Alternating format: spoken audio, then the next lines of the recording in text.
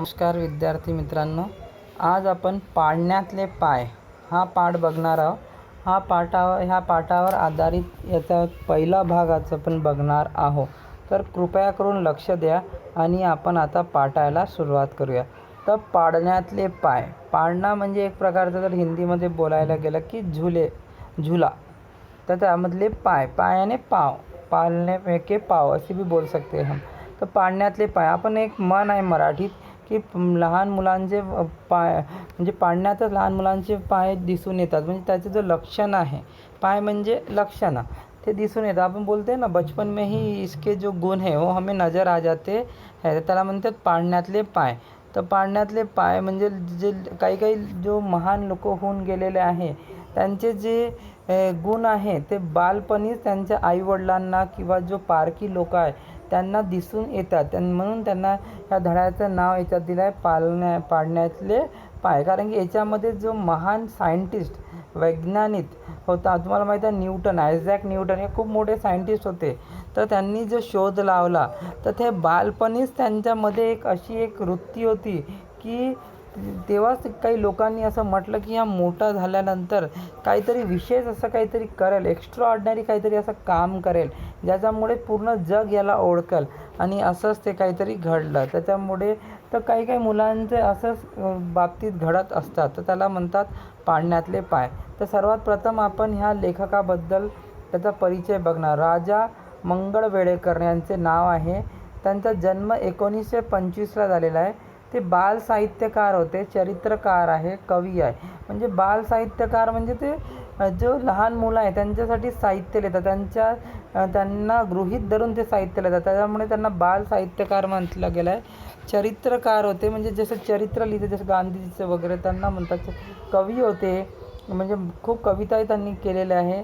गंमत जम्मत, चॉकलेटचा बंगला, अगड बगड, बाळांसाठी गाणीच गाणी, आभाळ मित्र, तेनालीरामचा चातुर्यकथा. जो तेनालीरामचा चातुर्यकथा जो आता तुम्हाला माहीत आहे, एक सिरियलसुद्धा आहे ते तेनालीरामाचं. तर त्याचे तो किती हुशार बुद्धिमान आहे त्याच्याबद्दल त्यांनी चातुर्यकथा इत्यादी पुस्तक त्यांनी लिहिलेले आहे. हरवलेले आभाळ, झाडांची गाणी, झाडांच्या गोष्टी हे ललित निबंधही त्यांनी लिहिलेलं आहे. म्हणजे असं मोठ्या प्रमाणात साहित्याचं लेखन राजा मंगळवेढेकर यांनी आपल्या जीवन कार्यात केलेलं आहे. ठीक आहे. न्यूटन बालपणातील चौकसपणाची चुणूक दाखवणारे अनेक प्रसंग प्रस्तुत पाठात वर्णन केलेले आहे. म्हणजे बालपणापासूनच त्यांची चौकस म्हणजे सर्वीकडे लक्ष असणारी जो बुद्धी होती. म्हणजे आपण कसं आहे, आपण म्हणतो ना शार्प माइंडेड, म्हणजे त्याचं लक्ष चारही बाजूने सारखं असते. तर अशी त्यांची बुद्धी होती. आणि त्याचं चुणूक म्हणजे त्याचे जे लक्षणं हे त्यांचे कशा पद्धतीनं दाखवणारं हे पाठ आहे, त्याच्याबद्दल याच्यात माहिती आहे. न्यूटन, आयझॅक न्यूटनच्या बालपणाबद्दल हा पाठ आहे. त्याच्यामध्ये दाखवलं आहे की कशा पद्धतीने बालपणेच ते एकदम चौकस बुद्धीचे होते, एकदम हुशार होते, कुशाग्र बुद्धीचे होते. आणि याच्यात आपल्याला काही प्रसंगातून त्यांच्याबद्दल आपल्याला जास्त माहिती मिळणार आहे. तर ठीक आहे, आपण आता पाठाकडे वळूया. एक नदीच्या काठी एक लहानसे घर होते. ते आयझॅक न्यूटनबद्दल आपण बोलत आहोत. तर लहानसे घर होते, कुठं होते? नदीच्या काठी म्हणजे किनारी. काठी म्हणजे काय ते? किनारी. त्या घरात आयझॅक हा मुलगा आणि त्याची म्हातारी आजी राहत होती. आणि त्या घरात आयझॅक राहत होता, आयझॅक न्यूटन, आणि हा मुलगा राहत होता. आणि त्याची जो म्हातारी आजी म्हणजे वृद्ध, वयाने जास्त वृद्ध झालेली त्याची आजी म्हणजे दादी राहत होती. मुलगा मोठा, चतुर आणि बोलका होता. मुलगा कसा होता? खूप हुशार होता, कुशाग्र बुद्धीचा होता, व तो खूप बोलका होता. म्हणजे बळबळ करणारा मुलगा होता, सर्वांशी समरस होणारा मुलगा होता. तो दिवसभर आपल्या म्हाताऱ्या आजीला हेच का, तेच का, असेच का, तसेच का असे नाना प्रश्न विचारून भंडावून सोडी. म्हणजे तो आजीला, काही मुलं असे असतात लहानपणी की त्यांना समाधान मिळत नाही. ते प्रत्येक गोष्टीबद्दल आपल्या आईवडिलांना, मोठ्यांना प्रश्न विचारत राहतात. आणि त्यांच्यातूनच त्यांच्यामध्ये काहीतरी शोधण्याची एक वृत्ती निर्माण होते. तर इथे असं दिसलं आहे की जो आयझॅक न्यूटन आहे तो बालपणापासून असाच होता. ते नेहमी प्रश्न विचारायचे, हे असेच का, तसेच का, असंच का, तसंच का, असे नाना म्हणजे विविध अलग अलग प्रकार के प्रश्न पूछते थे. भंडावून म्हणजे पागल करून सोडायचा तो, म्हणजे त्यांना एकदम परेशान करून सोडायचा. तर कोणाला? त्यांच्या आजीला. कारण की असे जर विविध प्रकारचे प्रश्न विचारले कोणालाही, तर ते एकदा त्यांना उत्तर द्यायला आवडेल, दोनदा आवडेल, पण नेहमी जर तेच ते प्रश्न त्यांनी विचारले त्याच पद्धतीचे, तर कोणी पण काय होऊन जाईल, सामान्य माणूस काय होऊन जाईल, थोडासा चिडून जाईल. तसंच ते त्यांच्या आजीसोबत झालं. रोज आजूबाजूला दिसणाऱ्या गोष्टी, होणाऱ्या घडामोडी या साऱ्याबद्दलचे एक विशेष कुतूहल ह्या मुलामध्ये जागे होईल. म्हणजे एक आकर्षण, म्हणजे रोज जे पण गोष्टी आजूबाजूला घडतो, जसं काही साधारण मुलं असते ते लक्ष देत नाही, ते विचार करतात की हे तर घडतच असते, आजूबाजूला ह्या गोष्टी घडतच असते, आपण काही लक्ष दिलं नाही पाहिजे. पण कुशाग्र बुद्धीचे जो लोक असते, त्यांची जो बुद्धी असते ते चौकस असते, त्यांची नजर चारही बाजूने सारखी जाते. त्याच्यामुळे आजूबाजूला जो होणाऱ्या गोष्टी किंवा दिसणाऱ्या गोष्टी आहे किंवा जो घडामोडी घडत आहे, म्हणजे आजूबाजूला जो घडणाऱ्या गोष्टी आहे, ह्या सर्वाबद्दल त्याचं विशेष एक अशी लक्ष राहत होतं. आणि तो एक त्याच्यामध्ये उत्सुकता पण राहत होती की कशामुळे या घडते. म्हणून पाऊस पडू लागला की हा विचारी, आजी हे पाणी कुठून येते गं? म्हणजे पाऊस जेव्हा पडते तर आपण साधारण लोक काय समजतो, पावसाचा मोसम आहे, पाऊस पडणारच आहे. पण हा तसा नव्हता. याला पाऊस पडतं तर पाऊस कुठून पडते, हे पाणी कसं पडते, ते अशा प्रकारची बुद्धी असणारे प्रश्न त्याच्या मनात येईल. कोणाच्या? आयझॅक न्यूटनचा. तर हे साधारण ज्याच्यावरून आपल्याला लक्षात येते की हा मुलगा काही साधारण नव्हता, ज्याच्या मनात बालपणीच अशा पद्धतीचे प्रश्न उद्भवतात. तर हा काहीतरी एक विलक्षण बुद्धीचा मुलगा असेल, आपल्याला याच्यावरून लक्षात येते. तर जोरदार वाऱ्याने घराच्या खिडक्या वाजू लागल्या की हा विचारी, आजी वारा कुठं राहतो गं? म्हणजे जर हवा आली जोरदार तर ह्या पुन्हा विचारी की ह्या वारा येतो तर ह्या वारा कुठून येतो, हा प्रश्नसुद्धा तो आपल्या आजीला विचारे. नदीत टाकलेला कागदाचा कागदाचा तुकडा, कपटा म्हणजे तुकडा, चिंदी म्हणजे कापड छोटासा, गवताची काडी पाण्याबरोबर चाललेली पाहिली की हा विचारी, आजी नदीच्या पाण्याबरोबर हे पदार्थ का वाहत जातात?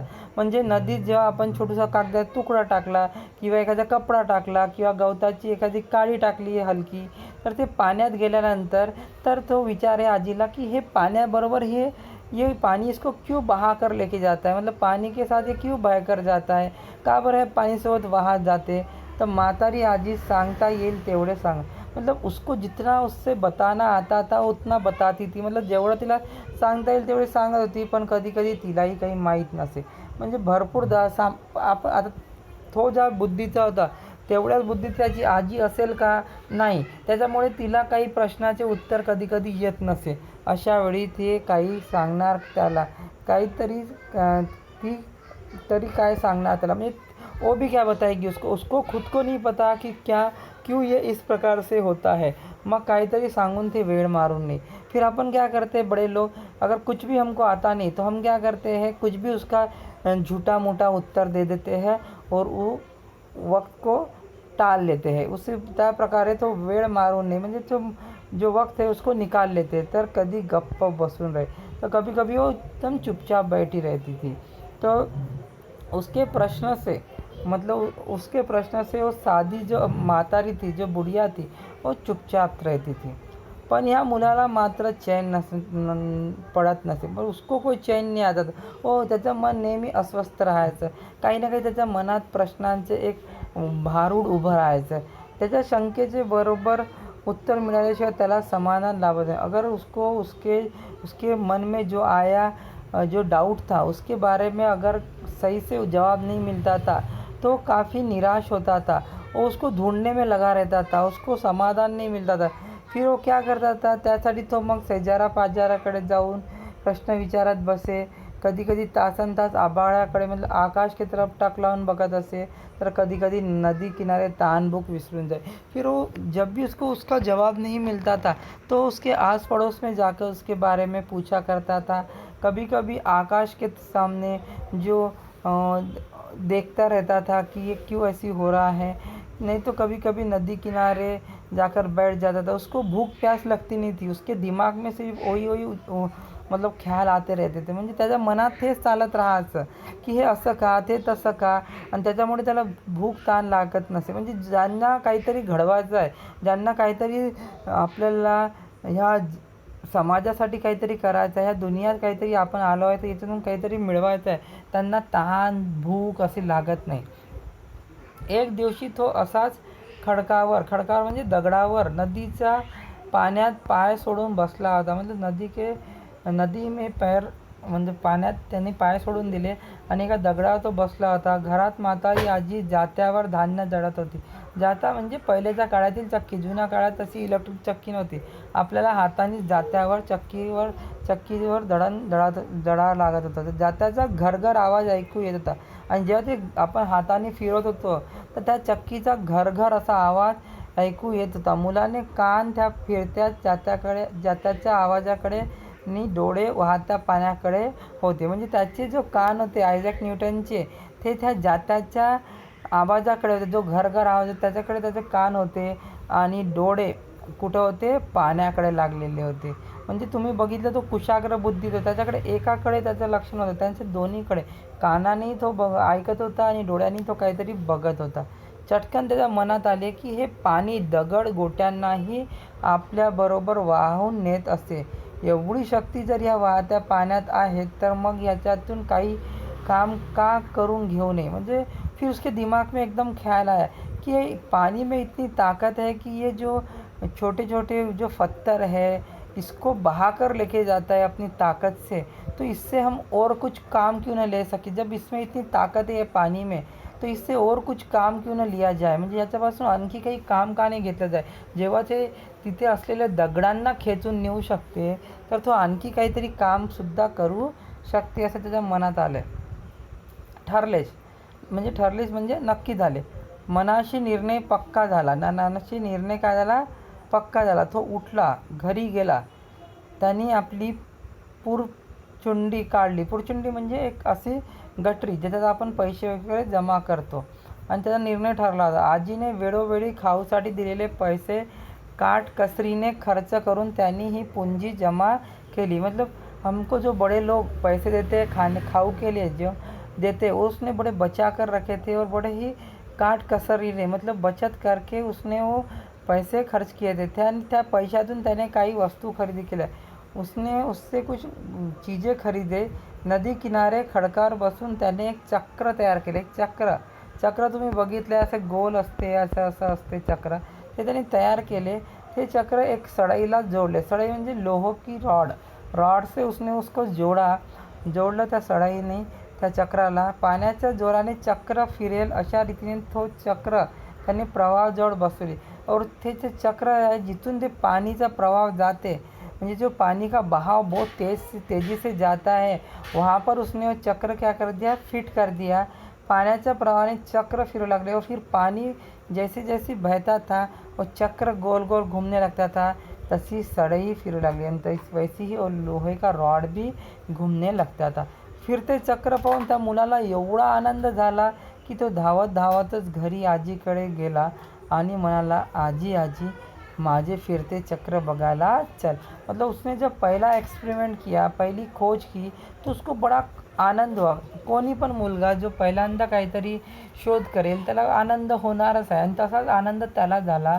आणि तो मग ते दाखवायसाठी आजीला बोलवायला गेला की चल, मी किती चांगलं चक्र बनवलं आहे आणि ते चक्र कसं पाण्यात फिरत आहे ते मला तुला दाखवायचं आहे. आजी त्याच्याबरोबर गेली, पण तेवढ्यात त्याच्या मित्रांनी ते चक्र मोडून तोडून टाकले. मतलब जेव्हा आजी त्याच्यासोबत गेली तोपर्यंत त्याचे जे मित्र होते त्यांनी ते चक्र जो होते ते तोडून टाकले. कारण तो एकटाच काहीतरी करत बसलेला पाहून ते त्याच्यावर चिडलेले होते. क्योंकि आइजैक न्यूटन अपने दोस्तों के साथ कम ही खेला करता था और जिसके कारण उसके दोस्त उस पर चिढ़े रहते थे और इसी चिढ़ की वजह से एक बदला बोलकर उन्होंने उसका जो चक्र था उसको तोड़ मरोड़ दिया. तो राग त्यांनी असा काढला होता आणि वो जो गुस्सा था उस पर का उसने ऐसे निकाला था उसके दोस्तों ने. तिथे काहीच न पाहून आजीलाही मुलाचा राग आला और वहाँ कुछ भी न देखकर जो म्हातारी आजी थी उसको भी उसका गुस्सा आया।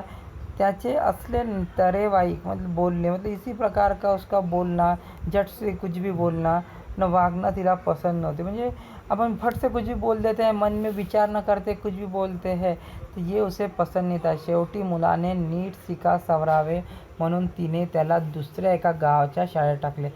पण तरी पण तिला त्याची चिंता होती आणि तिला वाटत होता की आयझॅक न्यूटन खूप शिकला पाहिजे आणि त्याच्यामुळे तिने त्याला दूरवरच्या एका गावातल्या शाळेत तिने त्याला टाकले। तर असा हा एवढा पाठ आज आपण शिकलेलो आहे। याच्यातला पुढचा भाग आपण पुढच्या पिरियडमध्ये शिकणार आहोत। तर याच्यावर आधारित काही कठीण शब्दाचे अर्थ मी तुम्हाला सांगतो आणि 1-2 प्रश्न देतो, ते तुम्ही घरी सोडून पहा। हे लेसनचा जो उतारा आहे तो तुम्ही वाचा व उतारा वाचल्यानंतर तुम्हाला ते उत्तर नक्कीच मिळेल। पण मनापासून वाचून सोडा मित्रांनो, कारण की तुम्ही बिलकुल अभ्यास करत नाही हे मला दिसत आहे। ठीक आहे, तर याच्यात ते कठीण शब्द मी तुम्हाला देतो, ते पहा। कठीण शब्द आपल्याला द्यायचे आहे। तुम्हाला 3 प्रश्न सोडवायचे आहे मित्र। तर पहिला प्रश्न आहे मुलगा कसा होता। हे 2 बॉक्समध्ये याचे उत्तर लिहायचं आहे। मुलगा कसा होता त्याचे। न्यूटनला काय मिळाल्याशिवाय समाधान लाभत नसे, हा दुसरा प्रश्न आहे। आणि न्यूटनला आनंद का झाला होता, हे तिसरा प्रश्न। हे तिन्ही प्रश्नाचे उत्तर मित्रांनो आपल्याला आज झालेल्या पाठाचा उतार्यातच आहे। तुम्ही निश्चित तो उतारा वाचा, तुम्हाला लगेच हे उत्तरं मिळेल। जर तुमच्या मनात असेल तर लगेच तुम्हाला उत्तरं मिळेल। हे उत्तर तुम्ही लिहा आणि माझ्या व्हॉट्सअपच्या ग्रुपवर याला पाठवा आणि याच्यावर आधारित मी तुम्हाला काही कठीण शब्दाचे अर्थसुद्धा दाखवतो, ते लिहून घ्या। पहिले प्रश्न तुम्ही आठवणीनं सोडवा, त्याच्यानंतर याच्यातले काही प्रश्न आहे शब्दार्थ आहे। जसं पाळणा म्हणजे झुला, पाय म्हणजे पाव, काठ म्हणजे किनारा, लहानशे म्हणजे छोटेसे, म्हातारी म्हणजे वृद्ध, आजी म्हणजे दादी, नाना म्हणजे विविध, भंडावून सोडणे म्हणजे परेशान करणे। हे काही कठीण शब्दांचे अर्थ आहे, हे सुद्धा लिहून घ्या। दुसरं आहे ठरलेस म्हणजे निश्चित करणे, काटकसर म्हणजे बचत करणे, पुंजी म्हणजे पैसे ठेवलेले, सळई म्हणजे लोखंडाची सळाख, फिरणे म्हणजे घुमणे किंवा फिरणे म्हणजे फिरणे, धावत धावत म्हणजे हिंदीमध्ये दौडणे, एकटा म्हणजे अकेला, राग म्हणजे गुस्सा, तरेवाईक म्हणजे विचित्र, शाळा म्हणजे पाठशाला। तर हे सगळे प्रश्न तुम्ही जे दिलेले प्रश्न ते तुम्ही सोडून पहा। ठीक आहे मित्रांनो, तर आज आपण आणि पुढील भाग आपण पुढच्या ह्याच्यात बघणार आहोत। तर हे कृपा करून हे उत्तरं सोडवा आणि मला व्हॉट्सअप ग्रुपवर पाठवा। ठीक आहे, धन्यवाद।